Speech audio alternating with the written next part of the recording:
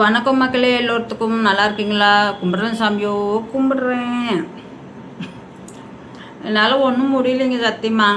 இந்த வீடியோ போட முடியல. கமெண்ட்டை கூட அடிச்சிடுவேன். மூச்சு வீடியோ போட்டால் ஏதோ 2 வார்த்தை பேசி நானும் ஏதோ போட்டுக்கிட்டு இருக்கிறேன். கொஞ்ச நாள் ரெஸ்பான்ஸ் கொடுக்குறாரு யூடியூப்காரரு.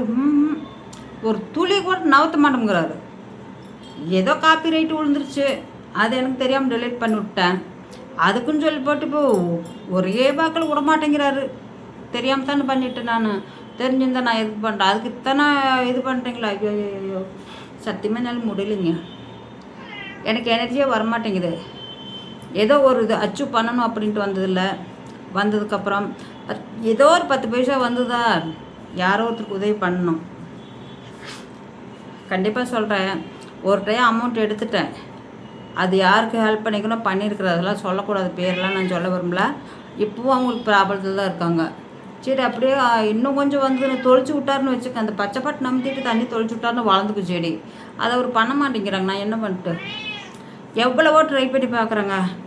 இதை போட்டால் போகுமா, அதை போட்டால் போகுமா, மூடி கழட்டி போட்டால் போகும், மூடி ஓப்பனாக போட்டால் போகும். எதுலேயும் ஆகலை. எங்கிட்டக்கு சுவிட்சு கொடுத்து கண்ட்ரோல் பண்ணால் நான் கொஞ்சம் திரி வச்சுக்குவேன். அவங்க கண்ட்ரோல் இருக்குது. ஒன்றும் பண்ணவே முடியல என்னால். வேறு வழி இல்லாமல் கம்முன்னு கப்பச்சுப்புன்னு அடங்கிட்டேன். யார்கிட்ட போய் சண்டை கட்டுறது? அவர்கிட்ட போய் சண்டையாக காட்ட முடியும்? அவர் எங்கே இருக்காரோ என்னமோ எனக்கு ஒன்றுமே தெரியாது. தவறு எங்கள் வாண்டுகள்லாம் பாருங்க என்னென்ன வேலை பண்ணிக்கிட்டு ஒன்று வெளியே போகணும் உட்காந்துருக்குது. அட்டு பிச்சிருவனாக்கோ, நீ கதவு திறந்து விட்றியா இல்லையா அப்படிங்குது. நான் எங்கே என்ன பண்ணிட்டு சொல்லுங்க. அங்கே இருக்கணும் கம்மனு கிளறு சொன்னால் கேட்க மாட்டேங்கிறாங்க. என்னங்க வந்துட்டு நான் வாங்க சாமியோ ஒருத்தராங்க அழகாக படுத்துருக்காங்க. அதை விட்டு போட்டு இது வந்து குயிக்கி கத்திக்கிட்டு இருக்குது. அடி பிச்சிருவேன் வந்தேன்னா பாருங்க. திட்டும்போது கூட எங்கே போகுதுன்ட்டு ஏசி போட்டுவிட்டா போதுங்க. கப்புச்சுப்பு 2 போய் படுத்துக்கும். இது ஒன்று இருக்குது பாருங்க. இது ஆட்டம் போட்டுக்கிட்டு இருக்குது. நான் என்ன பேச வந்தேன்னா என்ன பேசினா எனக்கும் தெரிய மாட்டேங்குது. உண்மையிலே சொல்கிறேங்க, இந்த பூனைக்குட்டி பரிதாபப்பட்டு நான் வீட்டில் வச்சுருக்கிறேன். அது ஒரு உயிர், வாயில்லா ஜீவன். அது எங்கே போய் என்ன சாப்பிட்டு இருக்கும்? இப்போ வீட்டில் வந்து நான் போடுறேன் சாப்பிட்டுக்குங்க. வெளியில் போய் அந்த பூனைக்குட்டி சாப்பிட தெரியாது.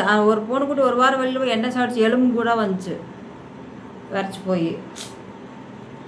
என்ன பண்ணுறதுனே புரியலங்க. பக்கத்து வீட்டுக்காரர் டாக்டர் ஒருத்தர் இருக்கார். அது ஏதோ கவர்மெண்ட் டாக்டர் அம்மா. அவர் இந்த பூனைக்குட்டி வெளியே போயிருக்குது. அவங்க பூனைக்குட்டியெல்லாம் வெளியே வர வேண்டாம்னு சொல்லிடுங்க, சரியா? அதுக்கப்புறம் துணியெல்லாம் எங்கள் முன்னாடி போட வேண்டாம்னு சொல்லுங்கள். இது அப்படின்னு வந்திருக்குது. இப்போ சொல்லியிருக்காங்க. துணியை கொண்டு அங்கே போட்டு எப்பவும் போடுற இடம் அது. அந்த ஆள் புதுசாக ரூல்ஸ் பண்ணுறாரு. பெரிய தட்டவை பண்ணிக்கிட்டு இருக்காரு. அவங்களையும் சொல்ல முடியாத வாட்டுக்கு நம்ம சொல்லிக்கிட்டு இருக்காங்க. சரி சரி, நான் பூனைக்குட்டி வெளியே விட்ற வேலையே இல்லை. உங்களுக்காக இல்லை, என்னாலே விட்டு போட்டு கொஞ்ச நேரத்தில் இருக்க முடியாது. இப்போ ஊருக்கு போகணும். இந்த 2-3 நாளுக்குள்ளே இது விட்டு போட்டுருக்க முடியாது என்னால். அந்தளவுக்கு எனக்கு அது மேலே ஒரு பாசம் இருக்குது.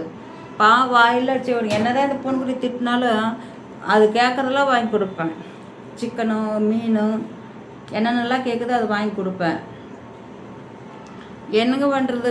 வாயிலாம் ஜீவனாக போச்சு. அதனால வாய் பேசுகிற மாதிரி இருந்தாலுமே என்னோடய இதில் நான் சத்தியமாக சொல்கிறேன். என்னோடய இதில் வந்து போ இங்கேலாம் இருக்கோண்டா போ அப்படின்லாம் நான் சொல்ல மாட்டேங்க யாரையும்.